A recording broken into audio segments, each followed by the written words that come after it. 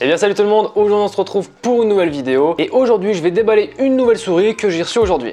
Alors faut savoir c'est que j'avais déjà reçu pas mal de produits de leur part, que ce soit le Hello 7.1R, également le Roccat Vulcan TKL et bien évidemment le TKL Pro. Et là leur tout dernier produit qui est sorti avec ces mêmes produits, c'est la Roccat Burst Pro. Alors je vous avoue que je me suis pas spoil, j'ai pas vraiment regardé les specs, j'ai déjà ouvert le colis pour savoir ce que c'était, j'ai vu que c'était la souris, je n'ai pas regardé plus d'informations.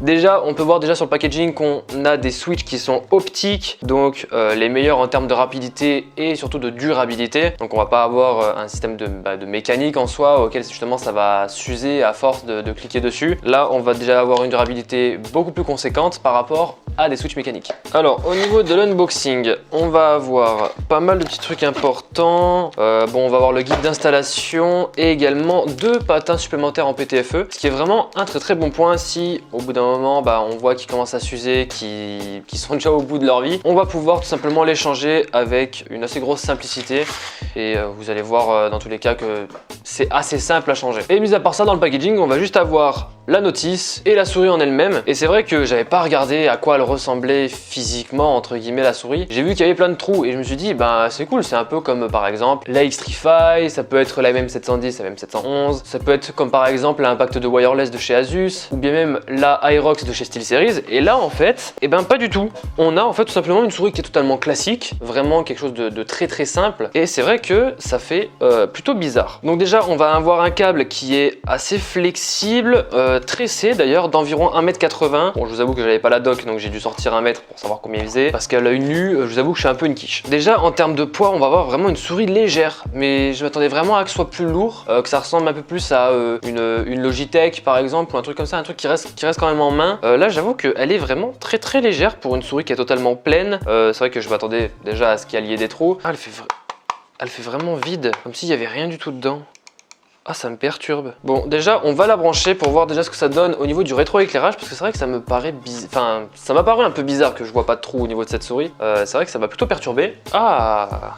En fait, c'est comme si ils avaient juste mis une fine particule et en fait, je sais pas si on va le voir. Et vraiment, j'aime beaucoup, c'est original je trouve. C'est vraiment original. On va toujours avoir cet aspect ruche au niveau des trous, on va pas avoir des trous assez simples ou trop gros, etc. Là, on va vraiment avoir le même aspect ruche, donc ça a l'air plutôt intéressant. Même au niveau du toucher, le PTFE, il a l'air plutôt agréable. Et on va avoir par contre un gros bouton DPI qui se fait quand même voir. Hein. Je vous avoue, il se fait très peu discret, on va dire. Donc Roccat va rappeler un peu cet aspect ruche au niveau du rétroéclairage sur les côtés, comme un espèce de grip qui est plutôt discret, assez original. Et par contre au niveau du revêtement, on va avoir du plastique entièrement sur toute la souris et surtout quelque chose qui est plutôt lisse, assez agréable. On va pas avoir quelque chose de rugueux ou même une espèce de gomme comme par exemple la SteelSeries Rival 650 si je dis pas de conneries. Quelque chose un peu comme de la gomme. Là on va vraiment avoir du côté très lisse et par contre sur les côtés ça va être un peu plus rugueux quand même, hein. Un espèce de grip,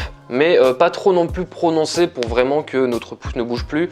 On va quand même pouvoir bouger notre pouce sans être bloqué par un grip plutôt fort. Ça va pas être vraiment quelque chose qui va bloquer notre pouce si on le bouge vraiment, auquel on va pouvoir avoir accès justement aux boutons latéraux sur le côté. Et au niveau du rétroéclairage, on va avoir sur l'entièreté de la souris, surtout au niveau de notre paume et au niveau de la molette. On va avoir aussi des points de LED au niveau des patins en PTFE, mais ça je pense que c'est plus parce que le rétroéclairage sort un peu dans tous les endroits possibles. Et en ce qui concerne le capteur, il va pouvoir monter jusqu'à 16 000 dpi, donc certes c'est intéressant parce qu'on va pouvoir monter vraiment assez haut, même si je pense très peu de personnes va jusqu'à son maximum. Donc là je vais tout simplement aller sur le Roccat Swarm qui est le logiciel de chez Roccat pour pouvoir un peu paramétrer tous les périphériques de chez Roccat, que ce soit le tapis de souris, le clavier, le casque ou bien même la souris. Alors j'ai pu tester pas mal de petites choses au niveau de la souris. Déjà vous pouvez voir qu'il y a pas mal de paramètres au niveau du logiciel.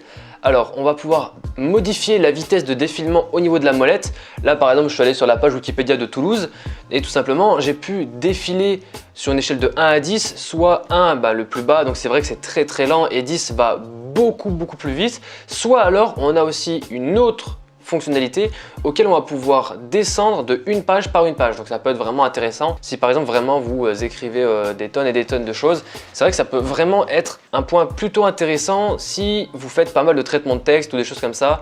Ça peut vraiment être plutôt pas mal. Donc c'est vrai que la molette on l'utilise très peu en jeu, donc ça va être vraiment plus pour de la bureautique je pense, qui va être vraiment un point plutôt intéressant. Et un autre point aussi qu'il faudrait faire vraiment attention, c'est quand vous achetez cette souris, depuis le logiciel Roccat Swarm, vous avez l'accélération automatique du pointeur Windows qui est activée. Donc il faut vraiment faire attention si vous faites énormément de jeux, l'accélération est quand même très déconseillée. Donc vraiment à faire attention et surtout désactiver cette fonctionnalité. Autre chose, on va pouvoir également modifier la vitesse de double-clic, donc toujours sur une échelle de 1 à 10. Le 1 sera le plus faible et le 10 le plus haut. Et après pas mal d'autres choses, que ce soit 5 profils pour les DPI, donc auxquels on va pouvoir justement aller jusqu'à 16 000 DPI, ce qui est vraiment très intéressant. Et également plusieurs autres options, comme par exemple le taux d'interrogation, que ce soit de 125, 250, 500 ou bien même 1000 Hz. C'est tout simplement en fait le nombre d'informations qu'on va donner par seconde, donc 1000 Hz, 1000 informations par seconde, donc qui est le plus intéressant en tout cas, surtout si vous faites du gaming. Et un autre point qui est vraiment pas mal avec le logiciel, surtout quand on a une souris, que là on va pouvoir étalonner. Donc en gros tout simplement diriger, on va dire, la souris ou bien même la paramétrer le plus précis possible. Et également plusieurs autres options, que ce soit l'attribution des touches, donc on va avoir 6 boutons programmables, mais ils vont en rajouter 2 supplémentaires, que ce soit glisser la molette vers le haut ou vers le bas. Alors je parle pas d'un interrupteur, mais je parle bien du mouvement de la molette quand on l'utilise, comme par exemple scroller. Donc scroller vers le bas ou vers le haut est compté comme une macro, donc on va pouvoir attribuer une action à ces différents mouvements. Et également contrôler le RGB, donc qui est compatible AIMO, tout simplement l'effet qui va pouvoir tous se connecter entre eux. Donc en gros ça va être au niveau du tapis de souris, des 2 claviers que je vous ai montré et également le casque, qui vont tout simplement être harmonisés ensemble pour pouvoir avoir une suite de RGB, vraiment une fusion totale entre tous ces périphériques. En ce qui concerne le confort, j'ai été un peu, je sais pas, ça me paraissait un peu bizarre.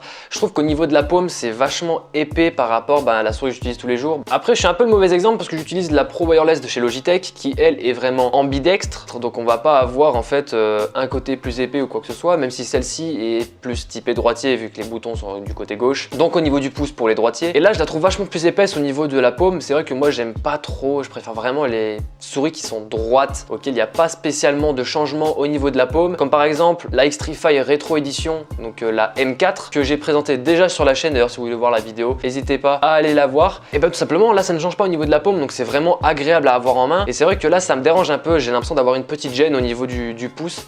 C'est pas très agréable. Après peut-être que vous avez l'habitude, donc peut-être que ça vous dérangera pas, pour vous ce sera habituel. Moi c'est vrai que ça me dérange un peu, donc ça va pas être une souris que je vais utiliser tous les jours, ça c'est sûr à 100%. Mais si vous avez une souris qui ressemble énormément, qui a on va dire le même design, cette souris pourra parfaitement vous convenir. Donc encore un grand merci à Roccat de me l'avoir envoyé. Si vous n'avez pas vu la vidéo du clavier que j'ai fait pour eux, et tout simplement n'hésitez pas à aller la voir. J'en ai reçu 2, du coup j'ai reçu le TKL classique et le TKL Pro. Peut-être que je ferai un versus sur la chaîne. Bon après c'est pas vraiment en soi intéressant parce qu'on va avoir les switches qui vont changer. Donc en termes de rapidité ça va être beaucoup plus intéressant et surtout au niveau de la durabilité. Donc ça va être des switches optiques pour le Pro, comme par exemple la Burst. Donc j'espère en tout cas que la vidéo vous aura plu et que ce nouveau décor ne vous perturbe pas trop, même si je vous avoue qu'il y a vraiment énormément de choses que j'ai commandées qui va arriver très prochainement. J'espère vraiment que tout va être le plus parfait possible. Ça se trouve, tout ne sera pas encore arrivé lors de la vidéo setup qui sort le 4 janvier. Restez vraiment connectés. Et j'espère qu'en tout cas vraiment tout va vous plaire, que vous allez vraiment kiffer. Donc n'hésitez pas à liker, commenter, à partager et surtout à t'abonner si ce n'est pas déjà fait. Et on se retrouve dans la prochaine vidéo. Ciao!